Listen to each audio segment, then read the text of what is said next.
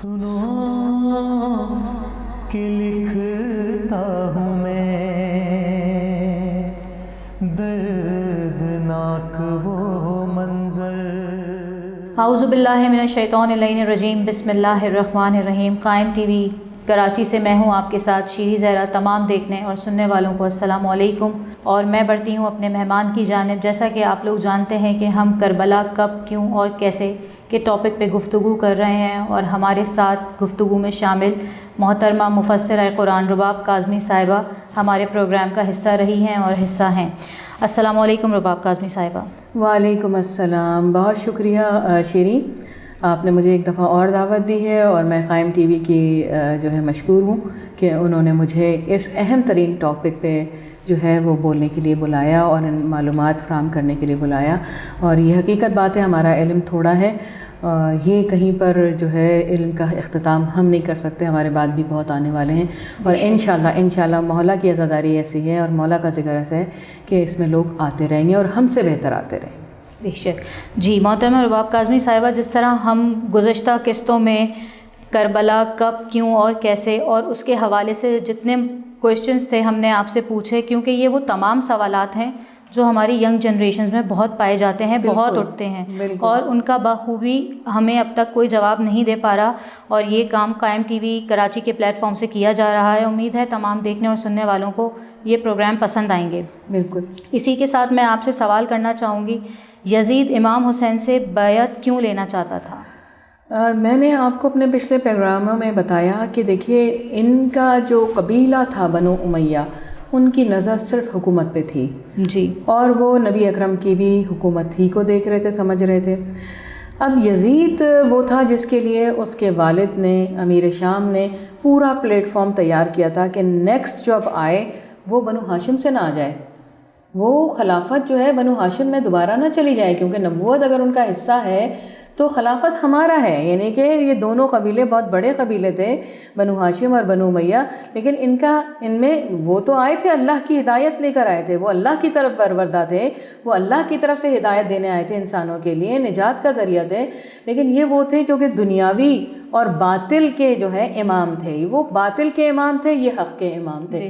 تو جو باطل ہوتا ہے وہ ہمیشہ حسد میں ہی مبتلا رہتا ہے، کیونکہ اس کی طاقت، علم جو ہے سب کچھ چھوٹی ہوتی ہے۔ پروردگار عالم خود حق ہے، تو حق کے مقابلے میں جب باطل آتا ہے تو باطل تو پتہ ہے کہ اس کی طاقت بھی چھوٹی ہے اور باطل ہمیشہ مٹنے کے لیے۔ تو ظاہر ہے یہ یزید باطل کا امام تھا اور وہ چاہتا تھا کہ حق کے امام کو چھکا لے۔ جی رباب کاظمی صاحبہ، ایک اور میں آپ سے سوال پوچھنا چاہوں گی۔ امام حسین چاہتے تو یزید کی بیعت کر سکتے تھے، لیکن امام حسین کے قیام کا مقصد کیا تھا؟ دیکھیں، یہ پہلے تو میں ایک بات آپ کو واضح کر دوں کہ یزید جو تھا نا، وہ اس کا ایک نعرہ تھا کہ ایک تو بدر کے لوگوں کا بدلہ، ٹھیک ہے، بدر کے بزرگوں کا بدلہ، اور پھر اس کا دوسرا اعلان جو اہم ترین اعلان جناب زینب سلام اللہ علیہ کے سامنے اس نے کیا کہ نہ کوئی وحی آئی تھی، نہ کوئی نبوت آئی تھی، نہ کوئی کتاب آئی تھی، یہ صرف بنو ہاشم کا نعوذ باللہ ڈھونگ تھا۔ تو اندازہ لگائیے کہ نفرت کی انتہا کیا ہے کہ تمام کو اس نے باطل قرار دیا، جو حق ہے اس کو وہ باطل کہہ رہا تھا، اور جو باطل ہے اس کو وہ حق بتا رہا تھا۔ یعنی کہ پوری لوگوں کو، تمام جو ہے کہ انسانیت کو انسانیت سے ہٹا کے وحشیت کی طرف وہ توجہ کر رہا تھا۔ یعنی انتہائی کہا جائے، درندہ بھی شاید ویسی وحشت نہیں کرتا ہے جیسے کہ وحشی نہیں ہوتا ہے، جیسا کہ یزید نے جو ہے لوگوں کے لیے اپنی وحشت تیار کی تھی، اپنی کہا جائے کہ بدعات تیار کی تھی، اور اسلام کی تعلیمات کو مسخ کرنا شروع کر دیا تھا، اور حضرت علی علیہ السلام پہ جو نعوذ باللہ سب و شتم ہوتا تھا، اس بات کی نشاندہی تھی کہ دیکھو ہم حق ہیں، یعنی کہ باطل اپنے آپ کو حق کے لبادے میں کہہ رہا تھا ہم حق ہیں اور یہ باطل۔ امام حسین علیہ السلام جو چلے ہیں قیام کے لیے، تو امام حسین علیہ السلام یزید کی اپنی ذات کے لیے نہیں چلے، یزید کی ذات کے لیے نہیں چلے، بلکہ یزید کے اس قبیح عمل کے لیے چلے ہیں، اور امام حسین علیہ السلام انسانیت کی ابدی آزادی چاہتے تھے۔ انسانیت کی غلامی سے نجات چاہتے تھے. انسان فطرت میں آزاد پیدا ہوا ہے, امام حسین علیہ السلام اسے فطری آزادی دلانا چاہتے تھے. اور امام حسین علیہ السلام چاہتے تھے کہ جو ان کے نانا کا دین آیا ہے, یعنی کہ حق کو قائم کرنے کے لیے آیا ہے, اس حق کے قیام کی ذمہ داری امام حسین علیہ السلام پر ہے, کیونکہ امام حسین علیہ السلام وہ ہیں جو کہ اللہ کی طرف سے عمل کروانے والے ہیں. یعنی کہ امامت اسے ملتی ہے جو کہ امامت اسے دی جاتی ہے جو کہ نبی کے احکام پہ من و ان, جیسا نبی پیغام لائے ہیں, جیسا اللہ نے پیغام بھیجا ہے, اس پہ ویسے ہی جو ہے امت کو چلایا جائے. لیکن امت اپنے ٹریک سے الگ ہو گئی تھی, کیونکہ یزید اپنے آپ کو باطل کا امام قرار دے کے حق کے لبادے میں ظاہر ہو رہا تھا, اور یہ ظاہر کر رہا تھا کہ جو ہے امام حسین علیہ السلام اور اس کی تمام جو کہا جائے کہ سوچ, کہا جائے گناہ گار سوچیں تھیں, اس کی جو گناہ گار سوچیں تھیں ان کو کیسے امپلیمنٹ کریں. تو امام حسین اسے اس کے راہ میں جو ہے وہ سد راہ نظر آ رہے تھے, یعنی کہ اس کے رستے کو روکنے والے نظر آ رہے تھے. کہ امام نے سے جب سوالات ہوئے اور امام نے مختلف جگہوں پہ اپنے خطبات جب دیے ہیں, تو وہاں پہ جب لوگوں نے سوال کیا ہے کہ مولا آپ کیوں قیام کرنے کیوں جا رہے ہیں, تو مولا نے ارشاد فرمایا میں اپنے نانا کی امت کی اصلاح کے لیے جا رہا ہوں. لوگوں نے کہا کہ آپ اپنی زندگی بچائیں, ٹھیک ہے آپ اپنی زندگی بچائیں اور اس سے بیعت کر لیں. تو اس وقت امام کا وہ عظیم ترین جملہ سامنے آتا ہے کہ مجھ جیسا اس جیسے کی بیعت کرے, یعنی کہ بتا دیا کہ امام کے عالی مرتبت خاندان اور تمام کو جو ہے امام اپنے آپ سے ظاہر کرے. اور امام کو میں پہلے بھی آپ لوگوں کو بتا چکی ہوں کہ امام کوئی چھوٹی موٹی ذات نہیں ہے, بے شک کوئی نارمل سی کہا جائے شخصیت نہیں ہے, بلکہ یہ وہ ہیں جو وارث انبیاء ہیں. کہ آج امام حسین علیہ السلام کا تمام انبیاء شکریہ ادا کرتے ہیں کہ امام نے ان کے ذکر کو زندہ رکھا ہے, کیونکہ وارث انبیاء ہیں, وارث قرآن ہے, وارث نبی اکرم صلی اللہ علیہ وآلہ وسلم ہے, ہمارے وارث ہیں. تو ہم ظاہری بات ہے کہ ہمیں اپنے وارث کو دیکھنا. اور قیام کی ساری وجہ یہی ہے کہ امام نے حق کا قیام کرنا تھا اور باطل کو نابود کرنا تھا. اور یہ بات تھی کہ امام حق کے امام ہیں, ثابت کرنا تھا. اور پھر دیکھیں نا اتنی سی چھوٹی سی جماعت ہے, بالکل اتنی چھوٹی سی جماعت ہے نا, 72,000 یزید کی فوجی ہے تحقیق کے ساتھ, اور مولا کے ساتھ 72 لوگ ہیں. لیکن آج تک ان 72 کا ذکر قائم ہے, اور ان 72,000 میں سے کسی کا ذکر سامنے نہیں آتا ہے. اس لیے کہ جو حق کا داعی ہوتا ہے, جو حق کا رہنما ہوتا ہے, اس کی ذمہ داری پروردگار عالم خود لے لیتا ہے کہ میری توحید کو قائم کرنے کے لیے اگر گھر دے سکتا ہے تو میں خدا پروردگار عالم خود حسین کا ہو جاتا ہوں. وقت ہوا جاتا ہے ایک مختصر سے وقفے کا, وقفے کے بعد ہم پھر حاضر ہوں. کہ لکھتا ہوں میں دردناک وہ منظر, سنو کہ لکھتا ہوں میں دردناک وہ منظر. وقفے کے بعد ہم پھر حاضر ہو گئے ہیں اور اپنا سوالات کا سلسلہ رباب کاظمی صاحبہ سے اسی طرح جاری و ساری رکھیں گے. جی رباب کاظمی صاحبہ, میں آپ سے ہمارے اس موضوع کا, اس ٹاپک کا اور اس ایپیسوڈ کا ہمارا یہ آخری سوال ہے, اگر واقع کربلا نہ ہوتا تو کیا آج اسلام زندہ ہوتا؟ بہت پیارا سوال ہے, اور ہمارے اور آپ کی بقا کی ضمانت ہے. ہم آج جو یہاں ہیں کربلا کی وجہ سے, امام حسین علیہ السلام کی وجہ سے. ہم اسلام کی بات کر رہے ہیں. میں کل ایک کتاب پڑھ رہی تھی, اس کتاب کا نام ہے الامام الحسین فی الفکر المسیح, اور یہ ایک مسیح نے لکھا ہے کتاب, اور امام حسین علیہ السلام کے واقعے کو اس نے ہائی لائٹ کیا ہے. اور اس نے بڑے کہا جائے کوئی جانبدارانہ اس کا طریقہ نہیں تھا, بہت نیوٹرل اس نے لکھا. اس نے ایک جملہ لکھا ہے کہ امام حسین علیہ السلام تمام ادیان کی بقا کی ضمانت ہے.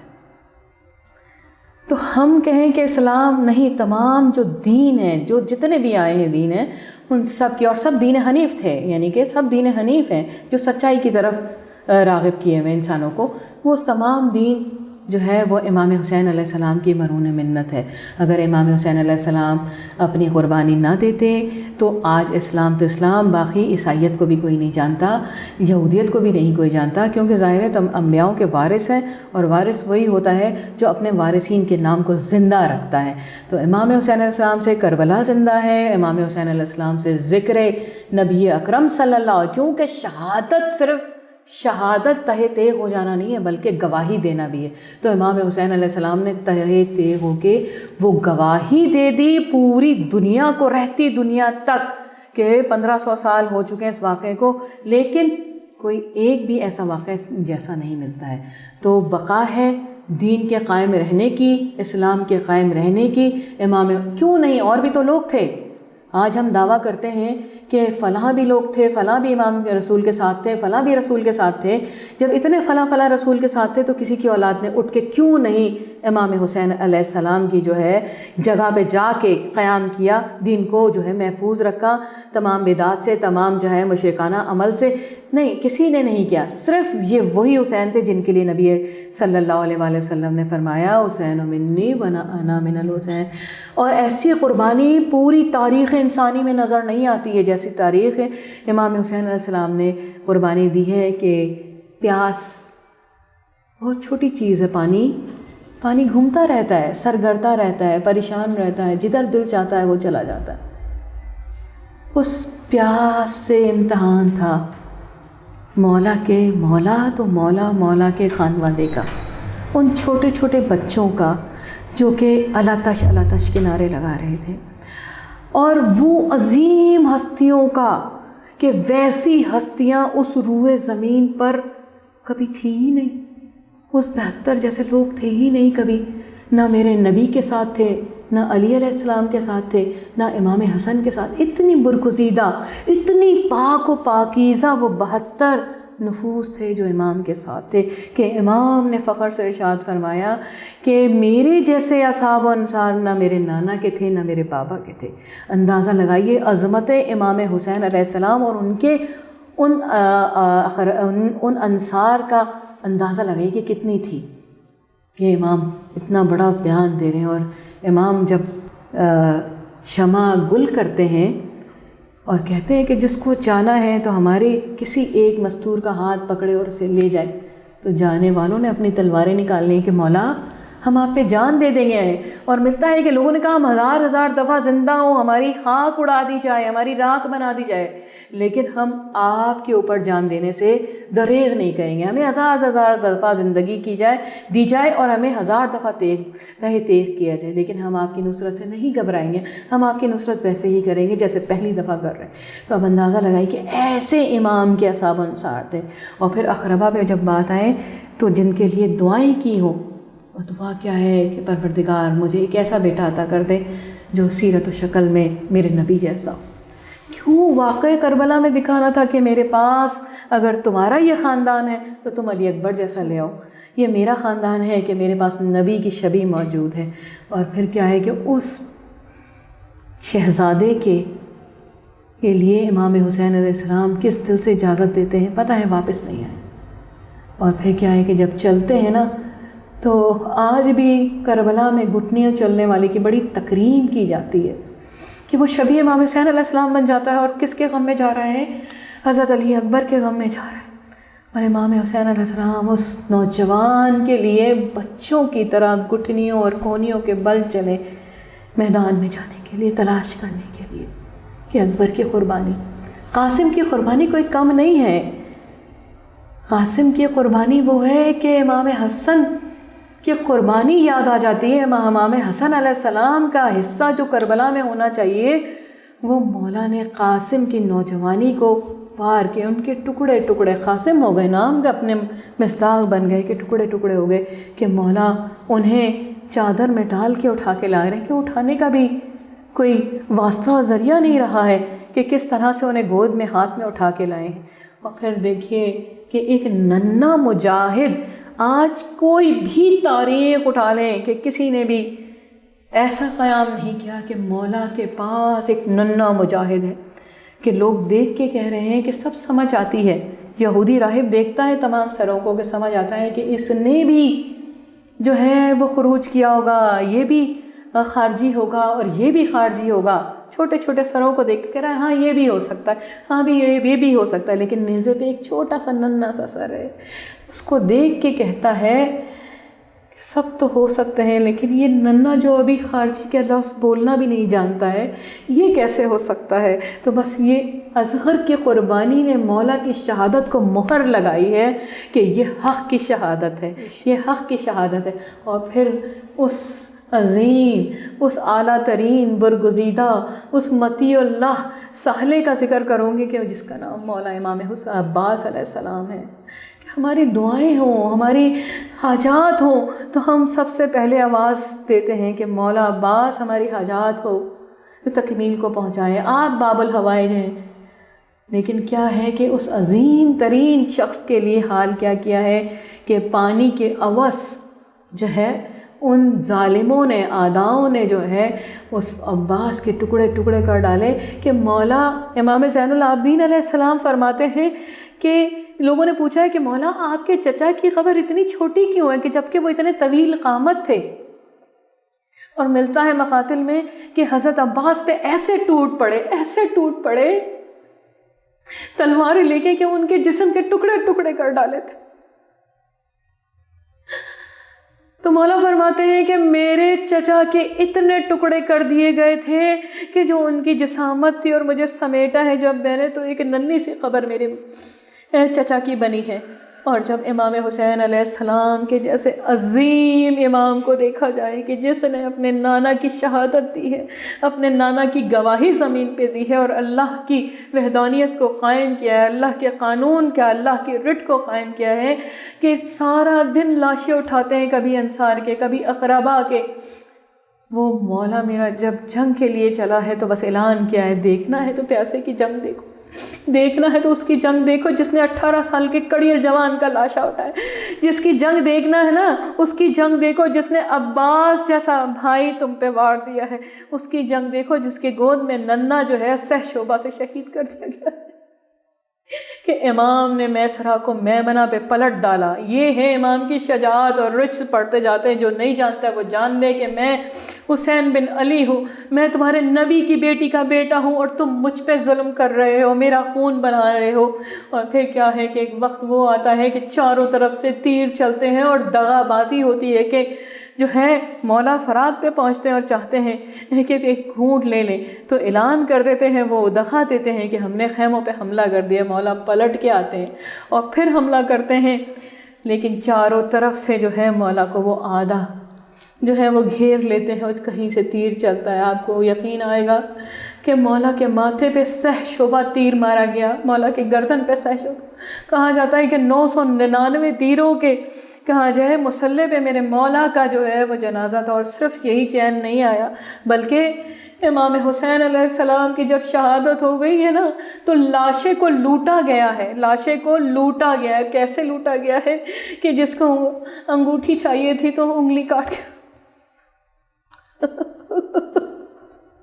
انگلی کاٹ کے میرے مولا کا جو ہے وہ انگوٹھی اتاری گئی ہے۔ لباس جو پھٹا پرانا لباس میرے مولا پہن کے گئے تھے تار تار، اس کو جو ہے لوٹ لیا گیا کہ مولا کے ہاتھ قطع کر دیے گئے۔ اور اس کے بعد سے ابھی بھی سکون نہیں آیا، تو بس 10 گھوڑے ایسے تیار کیے گئے جو وزن میں انتہا سے زیادہ تھے، مولا کے جسم کو ہے نا، مولا کے جسم کو مسلح کر دیا گیا۔ یہاں تک کہ کہا جاتا ہے کہ ابن زیاد کہتا ہے کہ میں نے امام کی ہڈیوں کو زمین کے ساتھ لگا دیا تھا۔ اندازہ لگائیے کہ یہ قربانی کیا پروردگار عالم اپنے اذن سے نہیں پھیلائے گا، اس عزاداری کو امام خود پروردگار حفاظت نہیں کرے گا، جو کہ پروردگار عالم کے نام کو بلند کر رہا ہے، اس کی ذمہ داری بھی پروردگار عالم کی ہے۔ میں بس مولا آقا کی بارگاہ میں یہ پرسہ پیش کرتی ہوں اپنے امام زمانہ جل اللہ تعالیٰ فرجہ کو کہ مولا آج ہمارے پرسے کو قبول فرمائے، اور اس سے بڑا عظیم غم کوئی نہیں ہے کہ جس طرح سے آپ کے خانوادے کو تشہیر کیا، آپ کے جد کو جو ہے وہ تکلیفوں سے، ضربتوں سے، کہا جاتا ہے کہ تیغ بھی ایسی تھی کہ جو کند تھی اور پسے پشت میرے مولا کو مار مار کے ضربوں سے، 13 ضربوں سے، کہیں 72 ضربوں سے میرے مولا کو شہید کیا۔ سجاد سے ہر گام پہ کہتی رہی زینب تم حوصلہ رکھنا کہ پھوپھی ساتھ کھڑی ہے، وہ رنج و مزاح رونا ہے واجب پر خون نہ رونا کہ پھوپھی ساتھ